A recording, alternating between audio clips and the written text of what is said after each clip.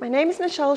I'm from South Africa and moved to the UK 3 years ago, and this is my story of my journey. I will start by saying that I've always known about God and had been raised in a Christian home, and by this I mean I went to Sunday school and church every Sunday. In all honesty, I think this is what I thought religion was and what Christian people did without ever really giving it much thought. Just going through the motions and saying I'm a religious person without much thought or meaning. As an adult, I was in and out of churches. I was seeking answers and waiting for a miracle to happen, or a feeling which of course never happened. Well, at least not how I was wanting it to be or expecting it to be. Life carried on, and there were many highs and the lowest of lows, especially ending a 20-year marriage. I remember talking to God, sometimes begging, but never realized that He was there. I didn't acknowledge Him, and I believed that I created my own destiny, my own happiness, and chose my own path. This path, the one I'd chosen, was filled with pain, hurt, deception, and bitterness. It consumed me and let it break me. And then by some chance I was okay again, half fulfilled, half empty, but never whole. I was consumed with bitterness and merely existing. I filled my life with being busy and never really addressing anything. I was hiding from the reality of my life, my hurt, my choices, my truth, and trying to be in control of everything.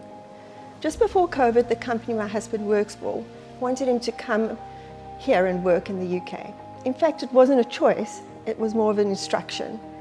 And just like that, our lives changed and it was turned upside down. We were relocating. I had to give up my career, leave my family, my friends, my life, and everything I knew to support my husband. I fought. I didn't want to. It was too painful. Why me? Why was God punishing me? I would joke and say I must have been a really terrible person in a previous life, or that God was punishing me for my sins. Every day was difficult, and I hated every moment of it. All I wanted to do was leave and go back home to my life. I refused to give it a chance. I became angry again and bitter. I felt so lost and alone. And suddenly my life changed. It stopped being busy. I wasn't working. I filled my days with stuff that made me forget. At this point, Rika was the only friend I'd had here. And in the early stages of our friendship, she had mentioned the Learn, Pray, Love group. And if I wanted to come and visit. She asked many times, and every time I'd give her an excuse to avoid going, until one Monday I thought, I can just visit, that would be easy enough.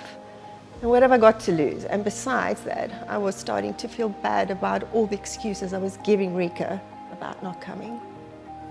I didn't join, I just came every Monday, full of fight and questions and challenges. I think I scared the ladies with all my questions and accusations and wanting answers.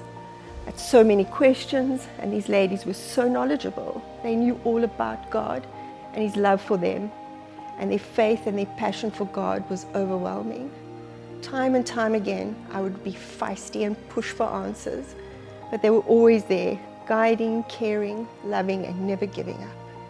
Rika never gave up on me. She was kind and gentle and full of God's love, and all she wanted was me to feel it.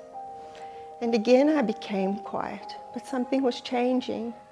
I started to look at these Christian ladies and their devotion, and then I realized what I'd believed to be religion and Christianity and God. My whole life was something completely different.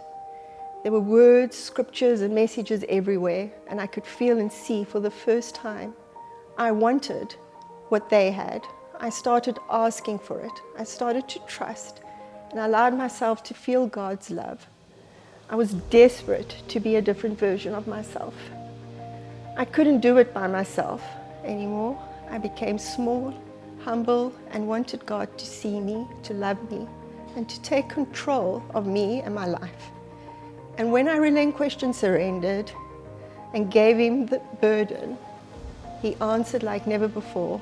And I knew for the first time that He was here right next to me, and that He had always been there, just waiting for me to reach out my hands to Him. We're going back to South Africa at the end of September, and I knew immediately that I wanted to be baptized here. Here where I found God, became still, learned how to forgive myself and others, found inner peace and an abundance of acceptance, love, and my Christian family. There have been so many God moments in the last few months. When you're truly seeking, you will find. This was God's plan for me all along.